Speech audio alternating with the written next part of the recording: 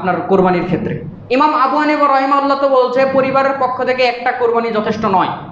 ইমাম আবু হানিফা বলছে বাপ যদি ধনী হয়, ছেলে যদি ধনী হয়, ছেলেকেও একটা কোরবানি দিতে হবে, বাপকেও একটা দিতে হবে। ইখলাস খালেস করার জন্য কোরবানি একা দেওয়ার চেষ্টা করবেন। কি দেওয়ার চেষ্টা করবেন? বলবেন হুজুর ভাগে কোরবানি দেওয়া জায়েজ নাই। বাবারে, বড় বড় আলেমরা বলছে জায়েজ, আমি না বলে কোন বিপদে পড়ি, তার দরকার নাই।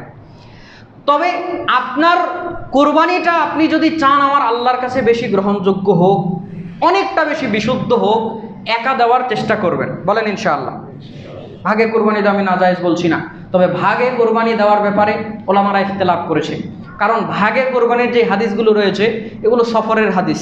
বেশিরভাগ হাদিস দেখবেন সাহাবীরা বলছে আল্লাহর নবীর সঙ্গে আমরা হজের সফরে ছিলাম, আল্লাহর নবীর সঙ্গে আমরা কোনো এক সফরে ছিলাম, তখন কোরবানি আসলো, তো আমরা এক উটে 10 জন, কোনো কোনো হাদিসে আছে এক উটে 7 জন, এক গরুতে 7 জন, এক উটে 10 জন, এক গরুতে 7 জন আমরা শরীক হয়েছি।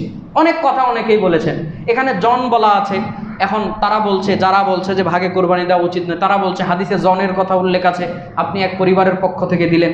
ওলামারা, মাযহাবি আলেমরাও এই ব্যাপারে ইখতিলাফ করেছে, শুধু ওই হানাফি সালাফি না, সব মাযহাবেই এই ব্যাপারে ইখতিলাফ আছে। কোনো তিনও মাযহাবি, চারো মাযহাবি একমত নয়, একটু 19-20 আছে সবাই আপনার কোরবানির ক্ষেত্রে।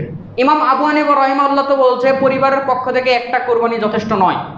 ইমাম আবু হানিফা বলছে বাপ যদি ধনী হয়, ছেলে যদি ধনী হয়, ছেলেকেও একটা কোরবানি দিতে হবে, বাপকেও একটা দিতে হবে।